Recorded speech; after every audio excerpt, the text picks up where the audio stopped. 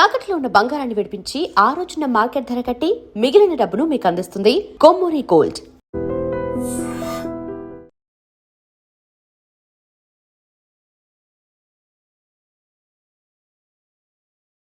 Sir డిపార్ట్మెంట్లోకి వచ్చేటప్పటికి ఈ type crime లేదు మీకు. ఎస్. ఇప్పుడు అడిషనల్ సిపి క్రైమ్స్ వచ్చేసరికి ఐజీ క్యాటర్ వచ్చేసరికి సైబర్ క్రైమ్ కనిపిస్తుంది. యా. అసలు ఫస్ట్లో మీరు డిపార్ట్మెంట్కి వచ్చేటప్పుడు ఏ టైప్ ఆఫ్ క్రైమ్ ఉండేది? అసలు మీరు పోలీస్ యూనిఫామ్ అన్నది ప్యాషన్గా వేసుకున్నారా లేదు బై ఛాన్సా? No, it's not by chance, it's by passion actually. So ఒకసారి ఆ రెండు గురించి చెప్పే ముందు మీ ఫ్యామిలీ బ్యాక్గ్రౌండ్ చెప్పండి. మీ పేరెంట్స్ ఎందుకు డిపార్ట్మెంట్లోకి రావాలనుకున్నారు? యాక్చువల్గా అది background already every one knows about my background. I'm from Hyderabad, born and brought up in Hyderabad old సిటీలో. తర్వాత మేము మళ్ళీ మా ఫాదర్ మహబూబ్నగర్కి వెళ్ళిపోవడం జరిగింది. అక్కడ కొంతకాలము నేను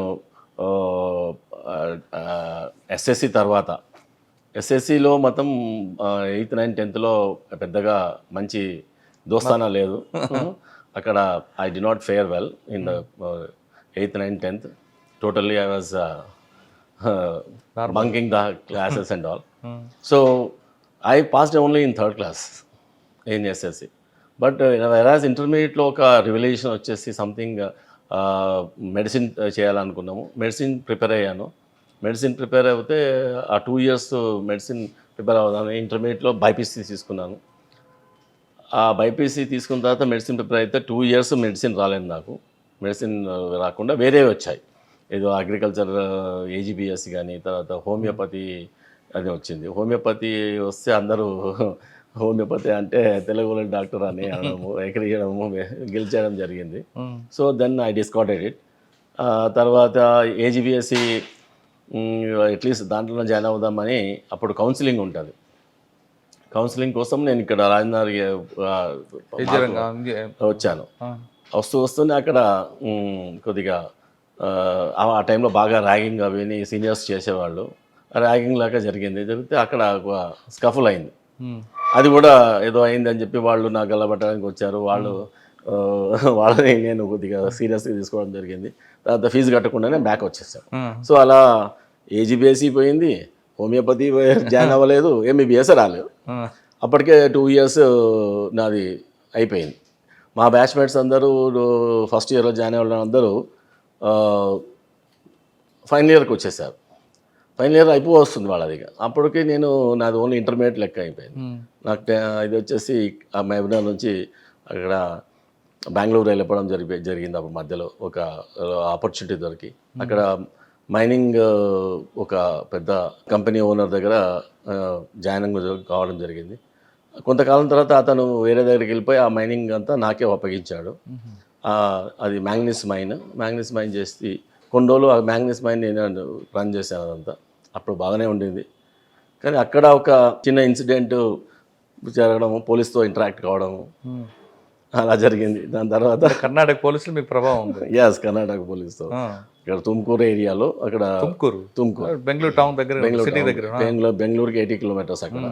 అప్పుడు అంతా మొత్తం ఆ కంపెనీ మొత్తం నేనే రన్ చేసేవాడిని. ఒక చిన్న ఇన్సిడెంట్ అయితే మొత్తం మేనేజ్మెంట్ని కూడా పిలవండి అని చెప్పేసి వాళ్ళు నన్ను కూడా పిలిచారు. పిలిచిన తర్వాత వాళ్ళు నాకు అపాయింట్మెంట్ ఇవ్వాలి. యాక్చువల్గా బయట కూర్చొని వెయిట్ చేస్తూ ఉన్నాను. వాళ్ళు మా అపాయింట్మెంట్ ఇవ్వకుంటే ఇత్తిఫాక్ ఏంటంటే మాకు కన్నడ వస్తుంది. కన్నడ రావడం వల్ల మాట్లాడడం వల్ల అతను అరే మనవాడే అని చెప్పేసి పిలిపించారు. అప్పుడు బాగా ట్రీట్ చేశారు. అప్పుడు అర్థమైంది ఏంటంటే దీంట్లో అయితే పోలీస్ ఆఫీసర్ కావాలి అని చెప్పేసి. సో బిజినెస్ అంతా వదిలేసేసి మళ్ళీ హైదరాబాద్కి వచ్చేసి అక్కడ అంతా అబాండన్ చేసి వదిలేసి హైదరాబాద్కి వచ్చి ప్రిపేర్ కావడం మొదలెట్టాం. ప్రిపేర్ అవుతూ 2 times సివిల్స్కి ఇంటర్వ్యూకి వెళ్ళాను. ఫస్ట్ టైమే ఫిల్మ్స్ క్లియర్ చేసాము, మెయిన్స్ రాసాము. బట్ ఆ ఆప్షనల్ సరిగ్గా తీసుకోలేవు. ఒక 1 of the optionals, 2 optionalsలో ఆంథ్రోపాలజీ నాది. ఇంకో ఆప్షనల్ తీసుకోవడంలో తప్పు చేశాను కాబట్టి అది ఫస్ట్ ఇంటర్వ్యూ రాలేదు. సెకండ్ టైం ఇంటర్వ్యూ వచ్చింది, బట్ ఆప్షనల్ చేంజ్ చేశాను. అప్పుడు ఆంథ్రోపాలజీ విత్ జోగ్రఫీ. అప్పుడు ఇంటర్వ్యూ వచ్చింది. ఇంటర్వ్యూ వచ్చిన తర్వాత కానీ మళ్ళీ ఇంటర్వ్యూ వెళ్ళినప్పుడు ఇంటర్వ్యూలో టోటల్గా మనకు బోర్డు అది north India, south India boards కొన్ని ఉంటాయి. అప్పుడు ఆ టైంలో కొద్దిగా లక్ ఫేవర్ చేయాలి దాంట్లో కూడా. సో అప్పుడు మళ్ళీ group north India north India board వచ్చి రాలేదు. Out of 300 I got only 120 వచ్చినప్పుడు నాకు ఏది రాలేదు.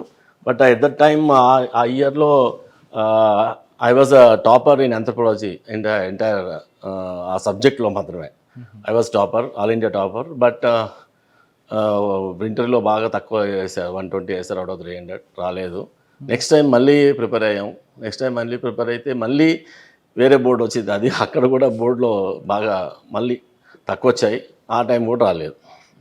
ఈ 2 సార్లు రాకపోయేసరికి ఇంకేం చేద్దాం అని చెప్పేసి అప్పటికే కంపెనీ అమ్మేసిన డబ్బులు అవన్నీ కూడా హారతి కర్పూరం అయిపోయాయి మొత్తం. అలాగే ఆ టైంలో అక్కడ కంపెనీలో వచ్చిన మైనింగ్ కంపెనీ అమ్మి వచ్చిన డబ్బులన్నీ స్టాక్ మార్కెట్లో పెట్టాను నేను.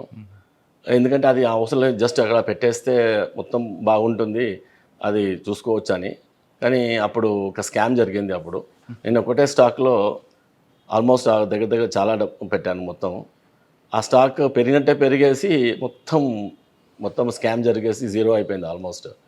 లాస్ట్కు 55 పెడితే పైన 50 పోయినాయి, మొత్తం 5 మిగిలినాయి. అవి మళ్ళీ వాడుకోవడం, ఈ స్టడీస్ కోసం వాడుకోవడం జరిగింది.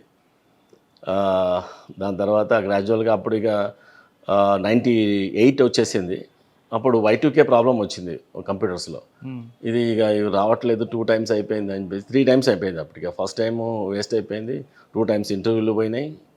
అని అప్పుడు ఏదో కంప్యూటర్ సైన్స్ నేర్చుకొని యూఎస్ వెళ్ళిపోదామని చెప్పేసి ఆల్మోస్ట్ వీసా రెడీ అయిపోయి ప్లేన్ ఎక్కే టైంకి మళ్ళీ గ్రూప్ 1 పడింది. గ్రూప్ 1 పడి అప్పుడు ఇది కూడా ఏదో సేమ్ సిలబస్ లాగా ఉంటుంది కదా అని రాస్తే పోలని చెప్పేసి అడ్వైజ్ చేయడం వల్ల రాయడం జరిగిన తర్వాత అది చాలా కేక్ వాక్ అయిపోయింది. మాకు 20 days ప్రిపేర్ అయ్యడం వల్ల మొత్తం వచ్చేసింది. అప్పుడు I was selected as a deputy superintendent of police. Ultimately what I thought IPS officer డైరెక్ట్గా అవుతున్నాను, డెప్యూటీ సూపరింటెండెంట్ ఆఫ్ పోలీస్గా జాయిన్ కావడము. తర్వాత అది కూడా చాలామంది అడ్వైజ్ చేస్తారు. నెక్స్ట్ ఇంకా 2 టైమ్స్ ఉండినాయి నాకు అటెంప్ట్స్. బట్ స్టేట్లోనే ఉండొచ్చు కదా, ఇక్కడ కూడా ఐపీఎస్ కన్ఫర్మ్ అవుతుంది, స్టేట్లోనే ఉండొచ్చు హ్యాపీగా. మళ్ళీ రేపొద్దున ఐపీఎస్ వచ్చినా కానీ నీకు ఐపీఎస్ వస్తే గ్యారంటీ ఉండకపోవచ్చు. తర్వాత వచ్చినా సేమ్ స్టేట్ రాకపోవచ్చు, ఎక్కడ నార్త్ ఈస్ట్ రావచ్చు. అప్పుడు మనకు కంప్లీట్గా మన వాళ్ళకి దూరం కావచ్చు కదా అని అంటే I thought this is a better choice అని చెప్పి I join is a deputy superintendent. First DSP posting training అయిన తర్వాత I was posted as Dharmavaram as a sub divisional officer Dharmavaram.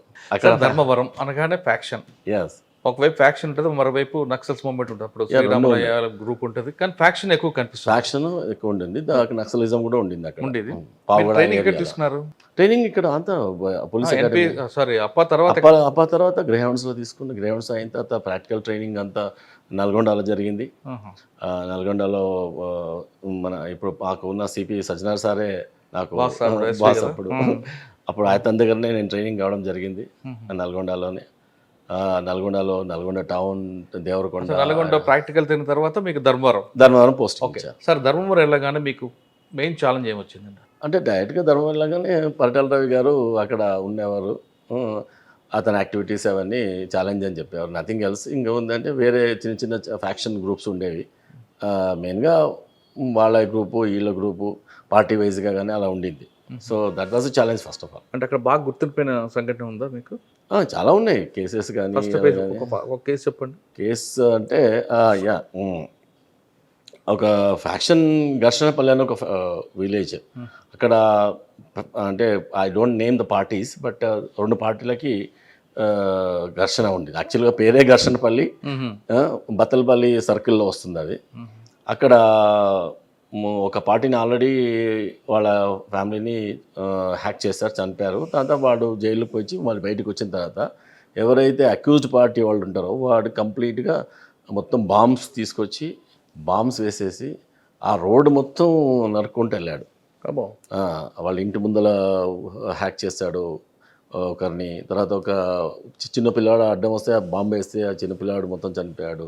So అదంతా ఒక యుద్ధంలాగా ఉండింది. అసలు యుద్ధం అయితే తర్వాత ఎలా ఉంటుందో అలా కనబడింది అసలు. ఆ టైంలో వాళ్ళందరినీ ఆ ఊరంతా కార్డన్ చేసేసి దాని తర్వాత వాళ్ళందరినీ పారిపోతే ఈవెన్ బెంగళూరు అటు ఇటు పారిపోతే కూడా పట్టుకోవడం జరిగింది. అట్లాంటి కేసులు చాలా ఫ్రీక్వెంట్గా జరిగేవి. అవన్నీ కంట్రోల్ చేసుకుంటూ వచ్చాను. సార్ అప్పుడు ఫస్ట్ ఎస్పీ ఎవరండి మీకు? First SP Anil Kumar sir, Anantapur. సాధారణంగా ఫ్యాక్షనిస్ట్కి పొద్దున్న లెగ్గానే పోలీస్ కౌన్సిలింగ్ అవసరం అంటారు. మీరు కౌన్సిలింగ్ చేసేవారు అప్పుడు ఏమన్నా? అంటే ఇప్పుడు మేము చేసే కౌన్సిలింగ్ చేసాము. అది ఇప్పుడు డైరెక్ట్గా మీకు అర్థమైపోయి ఉంటుంది. కౌన్సిలింగ్ డెఫినెట్గా వీక్లీ డైలీ ఏదైనా కేసు అయితే అందరికీ కౌన్సిలింగ్ జరిగేది. అది చిన్న పెద్ద అనేది కాకుండా కౌన్సిలింగ్ జరిగేది. అది అప్పుడు వయసులో చిన్నాము, కానీ పెద్ద పెద్దవాళ్ళని కౌన్సిలింగ్ చేయాల్సి వచ్చింది. చేసాం కూడా. యాజ్ ఏ పోలీస్ ఆఫీసర్ పెద్ద చిన్న ఉండదు కదా, క్రైమ్ అంతే. సార్ ఫ్యాక్షన్ కాకుండా ధర్మవరంలో ఇంకా వేరే క్రైమ్ ఉంటుందండి? వేరే క్రైమ్ అనేది తక్కువ. జనరల్గా ఎక్స్టార్షన్స్ అవి ఉండేవి. ఎందుకంటే అక్కడ అంతా ఈ ఫ్యాక్షనిస్టులు కింద స్పెంటర్ గ్రూప్స్ అందరూ వేరే వాళ్ళని, ఈ బిజినెస్ మ్యాన్ని, తర్వాత ఇక్కడ కాంట్రాక్టర్స్ని ఎక్స్టార్షన్ చేసేవాళ్ళు. వాళ్ళు అట్లా ఉండేది అక్కడ. జియోగ్రఫికల్ సిచ్యువేషన్స్ అట్లే ఉండినాయి కాబట్టి. ఎంతకాలం చూసారండి ఇక్కడ 1.5 year, ఆల్మోస్ట్ 1.5 year చేశాను. Next then I was posted at Khammam town డిఎస్పీగా చేశాను. అక్కడ రౌడీజం కనిపిస్తుంది. అక్కడ రౌడీలు కాదు, రౌడీలు కొంతమంది ఉంటారు. రౌడీలు అయితే ఎక్కడైనా ఉంటారు, ప్రతి జిల్లాలో ప్రతి దాంట్లో ఉంటారు, ప్రతి పోలీస్ స్టేషన్ ఏరియాలో ఉంటారు. అక్కడ ఏంటంటే ఇట్స్ సెమీ ఆంధ్ర తెలంగాణ టైప్లో ఉంటారు కాబట్టి చాలా టాక్టికల్గా చేయాల్సి వచ్చింది. అప్పుడు కమ్యూనిస్ట్ గ్రూపుల మధ్య కూడా విభేదం ఎక్కువ కదా? కమ్యూనిస్ట్ గ్రూపులే ఎక్కువ ఉన్నాయి అక్కడ. విభేదాలు ఉన్నాయి. తర్వాత రోజు ధర్నాలు, రోజు పార్టిసిపేషన్స్, స్టూడెంట్స్ ధర్నాలు, రోజు హైదరాబాద్ రూట్ బ్లాక్ చేయడాలు, అవన్నీ అదొక అంతా law and order situation type ఉండింది. రోజు వాళ్ళతో నెగోషియేషన్ చేయడము, తర్వాత ఇలా మెడికల్ కాలేజ్లో గొడవలు, అక్కడ ర్యాగింగ్, అట్లాంటివన్నీ కంట్రోల్ చేసుకుంటూ వెళ్ళడం వచ్చింది. అక్కడ ఒక type of scenario. Okay, Khammam తర్వాత అండి? ఖమ్మం తర్వాత I was posted in Devarakonda totally Naxal total movement చాలా ఉండింది అప్పుడు. Almost I worked as sub division officer Devarakonda for 3.5 to 4 years. 2005 నుంచి 2008 వరకు మధ్యలో వరకు చేశాను నేను. అక్కడ నక్సల్స్ మూమెంట్ ఎక్కువ ఉంటుంది, చాలా ఎక్కువ ఉండింది అప్పుడు. అక్కడ ఎన్కౌంటర్లు కూడా జరిగినాయి. I was there in one of the operations. I was assault commander. And లక్కీగా ఏమైందంటే అక్కడ అప్పుడు ఒక ఇన్ఫర్మేషన్ వచ్చింది, అక్కడ ఉన్నారు అని చెప్పేసి. మేము కోమింగ్ ఆపరేషన్ చేస్తున్నాము. నాతో పాటు మనోహర్ అనే ఇన్స్పెక్టర్ ఉండేవాడు. ఓకే. దెన్ మేమంతా ఒక టీమ్స్, అంటే కట్ ఆఫ్ టీమ్స్ పంపిస్తాం అటు ఇటు. Main team, main team is going ahead. అక్కడంతా 12 ఎకరాలు 14 ఎకరాల మామిడి తోట, దానికి అంతా కంచె వేశారు. ఇది ముళ్ళ కంచె వేశారు. దాని తర్వాత రాళ్ళది కూడా ఒక కంపౌండ్ వల్ల కట్టారు. అది దూకి దాంట్లోకి వెళ్ళాలి. మేము దగ్గరకు రాగానే మేము దూకడం మొదలెట్టాము. అందరూ ఇంకా వేరే కానిస్టేబుల్స్ అందరు దూకారు. తర్వాత నేను ఆల్మోస్ట్ దూకాను. దూకితే లాస్ట్ నా షూస్ యొక్క టిప్ తాకి జస్ట్ బొక్క బోర్లో పడాల్సి వచ్చింది. అక్కడ మొత్తం పడిపోయినాయి. పడిపోతే మొత్తం అక్కడ అన్ని ముళ్ళు ఉన్నాయి. ఆ ముళ్ళలో ఇలా పడ్డాము అనుకో, టోటల్గా అన్ని ముళ్ళు, అన్ని బాడీకి అంతా ముళ్ళు గుచ్చుకున్నాయి. అంటే అవి కూడా సర్కార్ ముళ్ళు అంటారు కదా, అవి ఆల్మోస్ట్ టిప్లో విషం ఉంటుంది ఎర్రగా, అవన్నీ గుచ్చుకునేసరికి చాలా ఇట్లా ఆల్మోస్ట్ ఇట్లా పడ్డాం. అయితే అప్పుడు ఇక మా అందరూ సరే సార్ కింద పడ్డాడు అని చెప్పేసి మేమంతా అక్కడ లయింగ్ అయిపోయి మొత్తం ముళ్ళన్నీ తీస్తున్నారు. ముళ్ళు తీస్తున్నది అప్పటి నుంచి పైనుంచి వాళ్ళు నక్సల్స్ ఫైర్ చేశారు. మా మీదకి రౌండ్స్ పోతున్నాయి, జిప్ అని. అసలు ఎట్లా అంటే ఆ టైంలో ఏందో మరి దేవుడు బొక్క బోర్లో పడేసిందే నయమైంది. లేకపోతే మేము నిజంగా ఇలా వెళ్ళిపోయేవాళ్ళం. వెళ్ళిపోయింటే డెఫినెట్గా రౌండ్స్ ఎక్కడ దాకేవో మేమందరం మా టీం అంతా మన అయిపోయేది. సో అప్పుడే ఇమ్మీడియట్గా సెట్లో చెప్పేసి మొత్తం కట్ ఆఫ్ పార్టీకి చెప్పడం జరిగింది, ఇట్లా రౌండ్స్ ఫైర్ చేస్తున్నారని. రౌండ్స్ ఫైర్ చేస్తే కట్ ఆఫ్ పార్టీకి చెప్తే కట్ ఆఫ్ పార్టీ పోయింది. కట్ ఆఫ్ పార్టీ పోయి మొత్తం ఇది చేసాం. మేము కూడా అప్పుడే వెళ్ళాము. ఆల్మోస్ట్ ఇక లైవ్ ఎక్స్చేంజ్ ఆఫ్ ఫైర్ జరిగింది. దాని తర్వాత అక్కడ అప్పుడు ఒక అసాల్ట్ డెప్యూటీ కమాండర్ AK-47తో ఉన్న అతను, తర్వాత ఒక కార్బైన్, ఒక 4 members వాళ్ళు, మిగతా అందరు పారిపోవడం జరిగింది. అవి వెపన్స్ అన్ని రికవర్ అయినాయి. దాని తర్వాత దట్స్ అ మేజర్ ఇన్సిడెంట్.